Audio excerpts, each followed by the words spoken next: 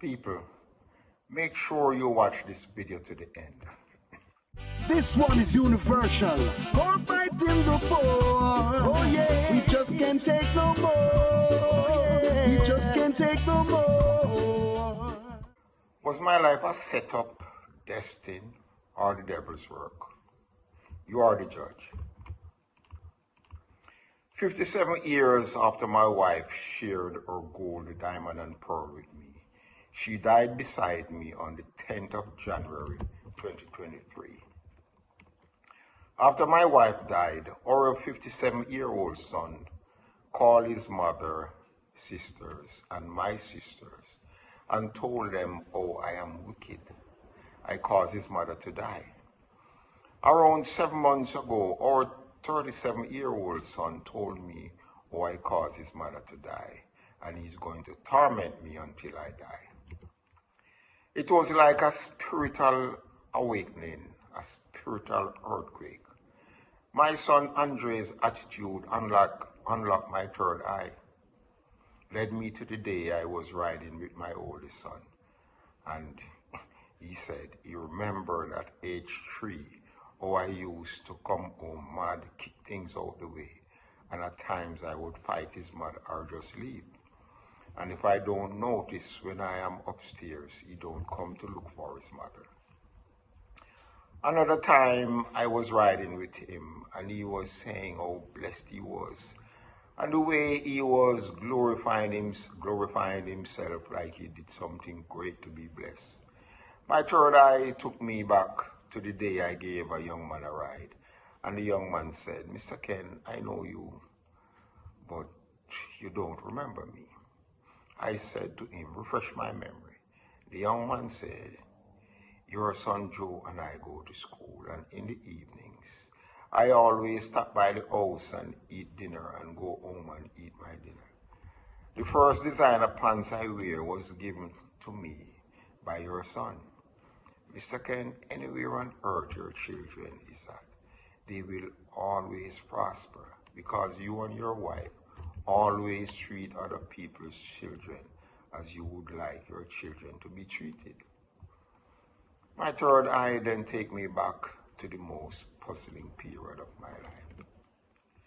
I grew knowing my grandfather, Arthur Hill, gave his 4 sons house and land. And as he died, his sons sold 113 goats, 9 cows, the hogs, and leave the cultivation to die. And I grow with a belief that if my grandfather was grooming his sons, his business wouldn't have died.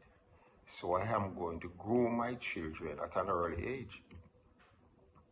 Lloyd Campbell, aka Spider, was carrying a grudge for me because of my senior school girlfriend. He now became the leader of the Lane Gang based on Railway Lane and was selling weed wrapped in brown paper called stickweed. Sometime 1965, Arvin McBeam, aka Fisto, was becoming the largest weed dealer in Montego Bay. He visited Spider and told him that a man of his status should be selling weed, should be selling weight weed, meaning selling weed by the pound, and promised to give him a start selling weight weed. As Fisto leaves, Spider says amongst his men, "Beatniks is Batman. He don't want anything from any Batman," meaning homosexual. Those simple words trigger a war. Beatniks against the Lane Gang, dubbed Moby Tribal War, that went on for 7 years. People, nearly 2,000 educated men would fight for 7 years without a cause, aim, or goal. Why did the government allow the gang war to continue for 7 years? During the first year of the war, I was buying mangoes and saw a petite girl. She said she was living on Railway Lane. I was trying to develop a relationship with her, which did not happen. Was it coincidence or destiny?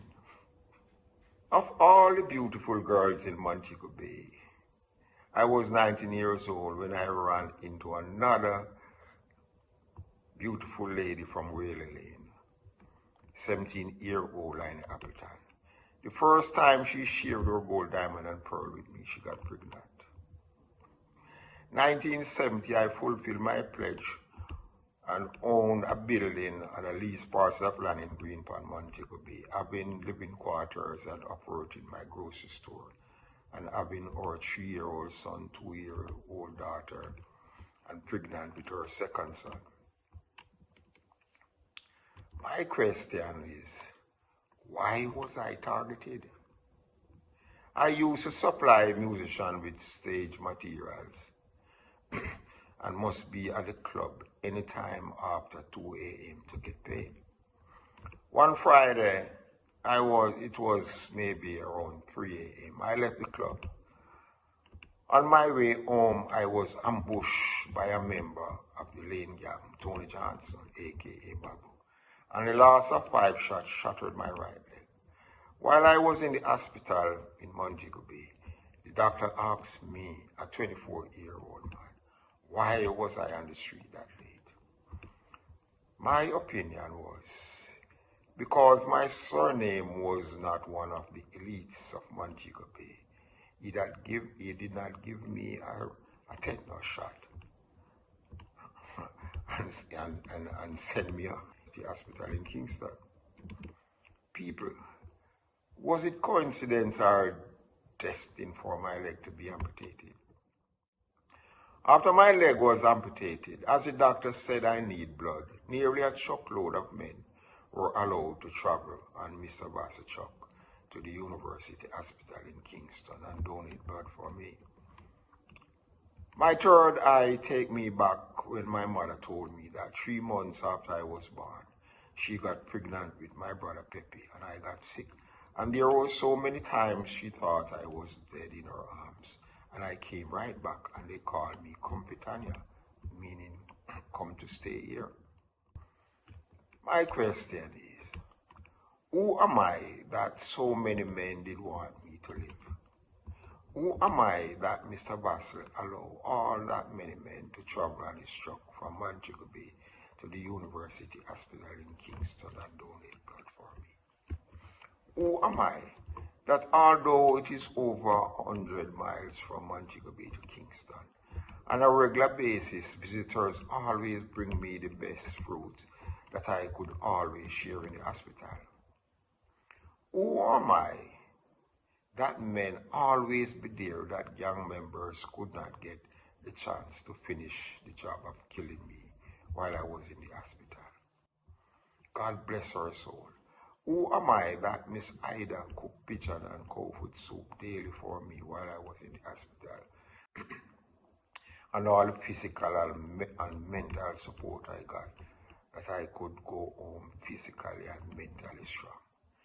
Before I was discharged from the hospital, Dr. Bass said to me, Mr. Hill, there were so many times we thought you were gone and you're still here with us. From a doctor's point of view, all I can say is, it's either the strong will you have to live or God why you are still here with us. Who am I that as I went home, men from a few communities joined force with the Beatniks gang fighting the Lane gang? The war was going on, my business closed, the helper gone. While I was in bed, questioning myself, what am I going to do? My dearest Aunt May walk in and throw a bank book on me, containing over 150 pounds, and say, I hope that can help you. It really did. Those days, 100 pounds was a lot of money. As survival, I went into the weed business. It was like hell break loose. The war going on, my business closed, the helper went home, guys looking to me as a leader. At times, we were subjected to police raids. Thinking of how I break my promise to my mother not to give her heartache and pain as my older brother. Having so much on my mind, going home to an untidy home, I would be kicking things out the way, and at times my wife and I would fight. The thing I could not understand was my mother had 10 of us and she had us doing our share of work and everything was in order. It was only 5 children in our home, and things was always out of order. I decided to move on and ran into another gold, diamond, and pearl, Dolores. I call her Del. It was hard on my mind moving from my boyhood dream. But I moved, leaving my wife and children, and living in my parents' home with Del. Living with Del made me feel more like a man than like a slave. Both of us felt good, full of energy. It's like we were floating on love cloud. Then one day my mother dropped the bomb on me. She said, Ken, I like Del, but if your wife go crazy, it will be your fault. It's like I was between the rock and the hard place. From a mother's opinion, I gave up my peace of mind while mess up my girlfriend Del mind and went back home to the same problem. People, my life was destined to live an unhappy life. You be the judge. Years after, we migrated to America, and even when the kids were grown up, the situation was the same. Although physically challenged, it's not that I was complaining about the kids eating too much or they always want this or that. All I wanted was to go home to a nice, beautiful environment, or gold, diamond, and pearl dress. It's as if my life was only a dream. People, my life was a setup. Writing was my revenge, a catalyst for change. You be the judge. Sometime in 1990, I lost $3,000, and while I sit with my only $400, questioning myself, what am I going to do? An elf, a little man, reaches me at my navel button. A parent told me that the time is now for me to sit on my butt and pour all that is inside of me in writing. Having the experience of how a lot of guys demonstrate their inborn greatness traveling in dangerous situations around the world without any real plan, aim, or goal, just to be in America, a country that have the highest technology in the world and was only hustling drugs. They dress in designer clothes, expensive jewels, driving expensive cars, and living a life of crab in a barrel, fighting and killing each other. In the end, get deported, go back to Jamaica in the same depressive life without a skill. Having the experience of the gang war and the drugs world and the fact that from the 60s to the present, Jamaica in America, branding as the good, the bad, and the ugly. And there isn't a Jamaican grassroots move in America. I utilize my years of experience and highlight the Jamaican activities in America in a screenplay titled One Jamaican Posse, with a goal to create change. The story One Jamaican Posse is about two best friends and their journey against the violation of the poor by the poor ghetto mentality in Jamaica. Clive, a gang affiliated, wanted in Jamaica, arrived in New York with the help of his weed dealer friend Papi. Clive ruthlessly reorganized the marijuana business in his cold direct style while abiding by the counsel of his elder bootman, that our problem is going to America where the highest technology is at and not knowing having some of the technology in America is a gateway out of poverty and crime. Clive make it mandatory having the young men he sent for from Jamaica enroll in college, preparing them for the development of Jamaica ghettos. Papi woman Sandra, jealous of Clive taking over the business. Our last son was going to high school. In the evenings, he would come home and correct my English. One evening, I was in the room waiting when I went to look for him. He was in the kitchen with his mother. After I told him I was waiting on him, his mother said to me in front of her son, I always want them to do things that they don't want to do. Was the devil at work? I ran into another gold, diamond, and pearl in Washington, D.C. She was there for me. Her support in my writing gave me more confidence in myself. Now having another gold, diamond, and pearl, we think together, do things together. I decided to settle down with her. I was born the 22nd of January, and my brother Pepe born the 23rd of January the next year. We were like our mother guiding angel. My first son and last son were born the 28th of January, and they were always like puss and dog. My wife spoiled her last son. I didn't know they were on the phone stressing their mother. I called my wife, and when I told her to consider herself free, I am moving on. It was like I hit her with a bomb. She got a stroke. Reasoned with myself, you decided and leave Dell and went back home, and things didn't change. You finally have a woman that both of us can think together, do things together. How are you going to give it up? I gave up my happiness and went back home to the same problem. My third eye led me back on the day when one of my wife's sisters, Hyacinth, and I was in one of our Montagonian friend restaurants in Rutland Road, New York, when I saw this elderly man dressed and profile like a rude boy coming in. While I was trying to recall where I know him from, he said to Hyacinth, "Daughter, I man is from Montego Bay. They call me Spider. You look like somebody I know from Montego Bay."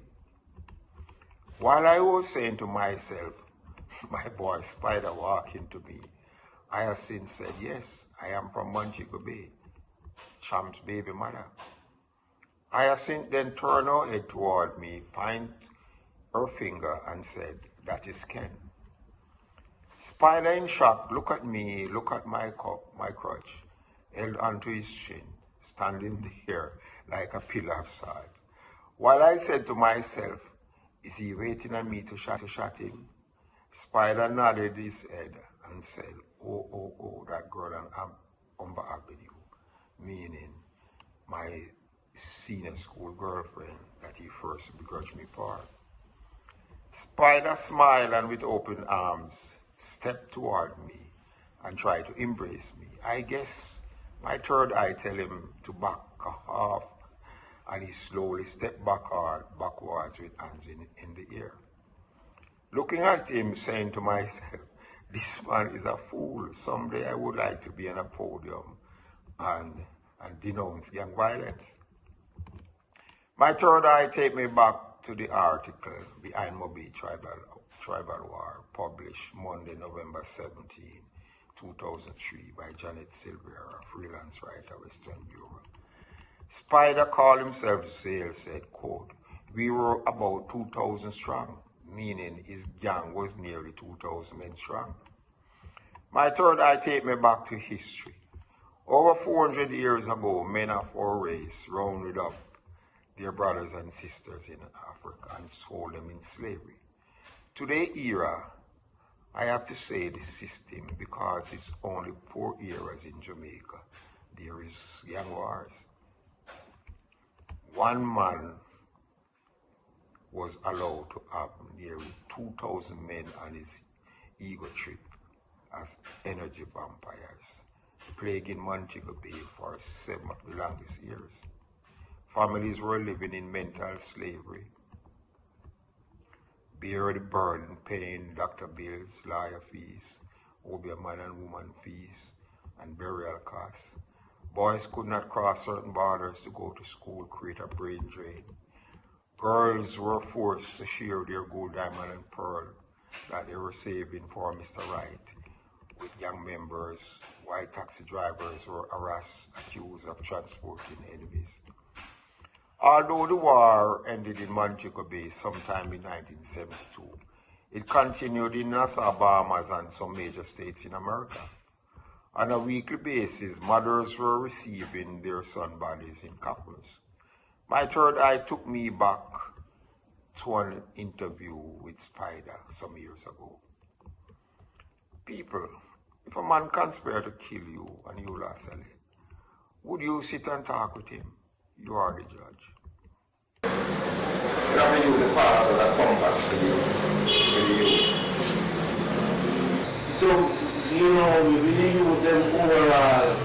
We are going to retrain them, man. We have to retrain the youth. We're going to do that one. We're not going to benefit. And,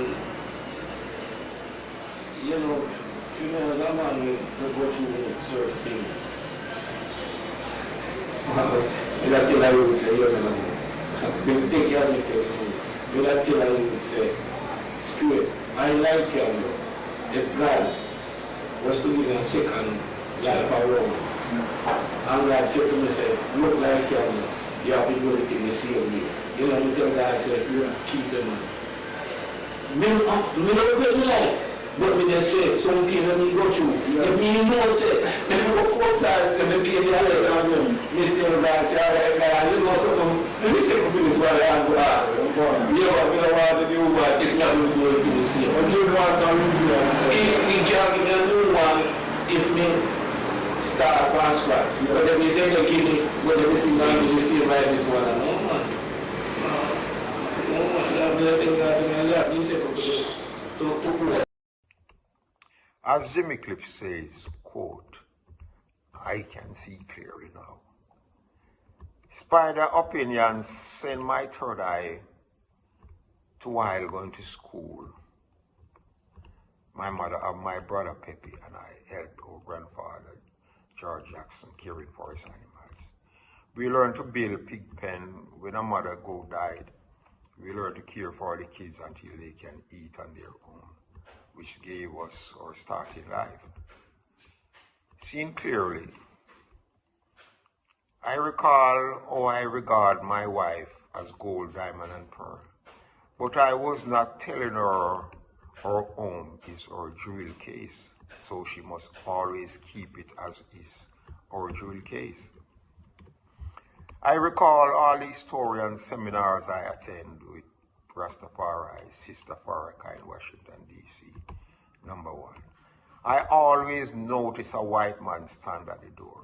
Number two, the speakers always only speak about our history, not a solution. My mind went back on our national speaker, the Honorable Marcus Mosiah Garvey.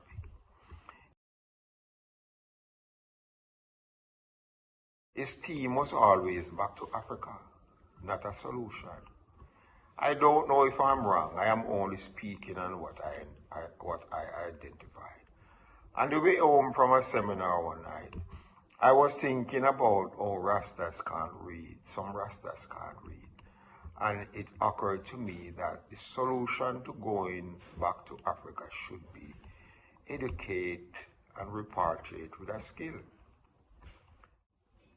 I went home and wrote this poem, Educate and Repatriate. All four parents were taken from their father's land, Mama Africa. Born in a foreign land, I thank my parents for not aborting me. They strove through thick and thin to let me eat and drink, praying, dear God, make it possible for my love, my child, to grow with a true identity. From generation to generation, they sing the same song. White supremacy denied us black of our identity. Mama Africa, the first civilized nation. Mama Africa, the first civilized nation. Our civilized status is taken away. What about my self-worth, my integrity? Must I live in mental slavery, chains around my brain, burden, singing the same bitter song? There got to be a plan, a solution. Singing the same bitter song. While we sang, the race that enslaved our mentality, robbing the resource of our father's land. 400 years of singing is blowing my mind. Let's work on a plan, possibly a 10-year plan. The solution to regain our civilized status. Go home and develop what left of our father's land. Educate and repatriate. Educate and repatriate. I recall going to a seminar with my cousin Menelek at Howard University. Menelek was a guest speaker, and all they talk about was our history, not a solution. I leave the seminar questioning myself, if a book were in place that teenagers could learn what it is like to be a parent, a family. Apparently, my mother would have all her children for her first son's father. My wife would be one of the best wives in the world. As a race, if a book or books were in place that our children could learn their history, they would grow with confidence in themselves. There wouldn't be so many gang wars plaguing Jamaica. No. For over 40 years, I was trying to get an Ethiopian Bible. And a couple of weeks ago, I saw the advertisement where I could buy the Ethiopian Bible.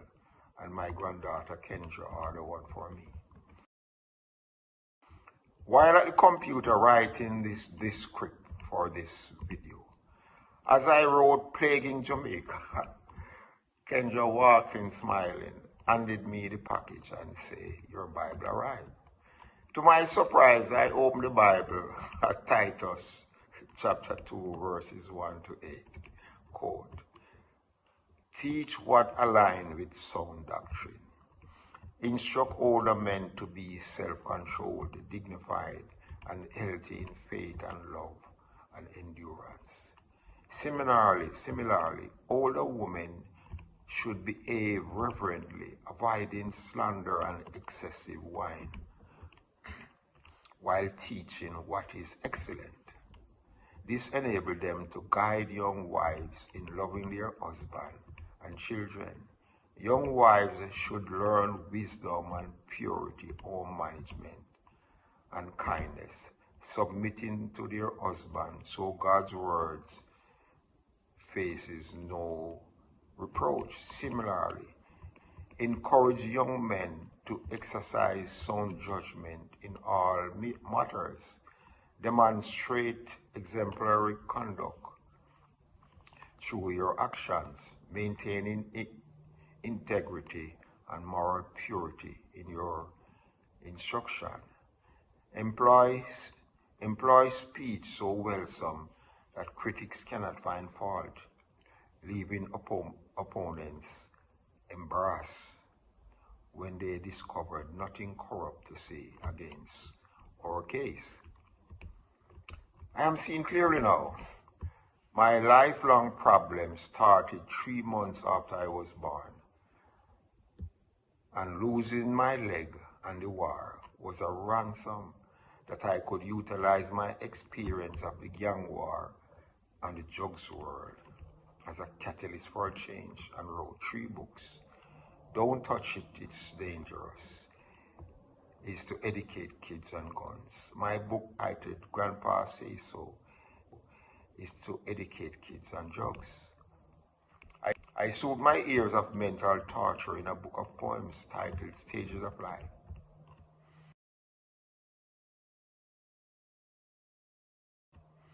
My Earth Angel author Claudette paid elite authors to have my books ready for marketing, and they are all on Amazon.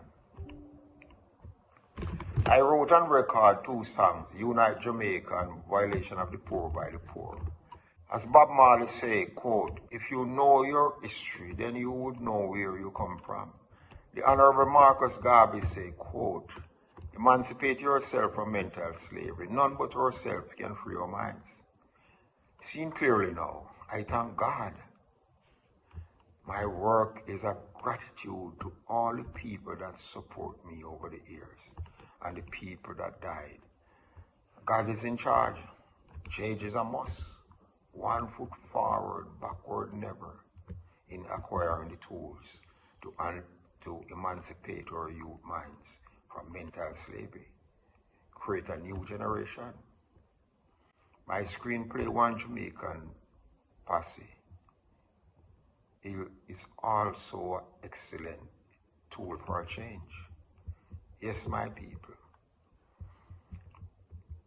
Buying my books is a gateway to accomplish my goal in having the books to create a new generation. Yes, we change, and change is a must. Purchasing my book on Amazon is the gateway to continuity journey, written by Carnegie. I close with this poem. What did I do wrong? What did I do wrong? Living through a life of hardship as a child was right. Having sleepless nights, dreaming of a better future was wrong. Characterizing us, ostracizing us, condemning us, criminalizing us. The stereotyping was right.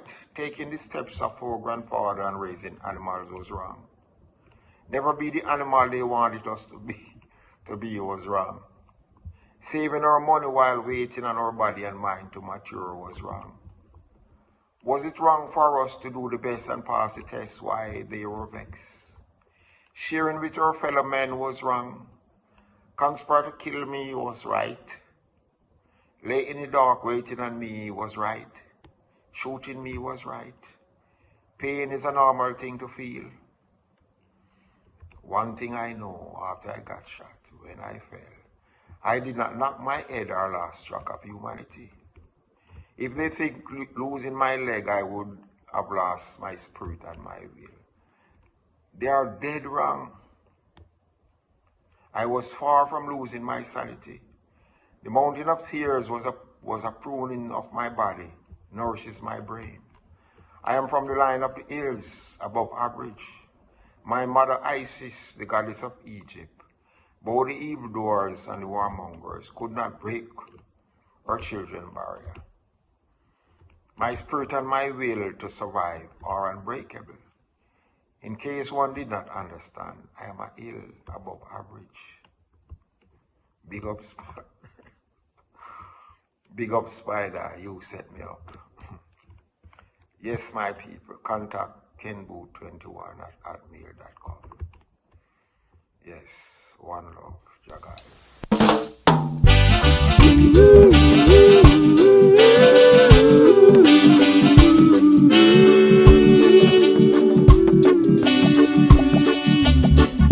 Unite Jamaica, unite Jamaica, Jamaica unite, Jamaica unite, unite Jamaica, unite Jamaica, Jamaica unite, Jamaica unite, unite Jamaica, unite Jamaica, Jamaica unite.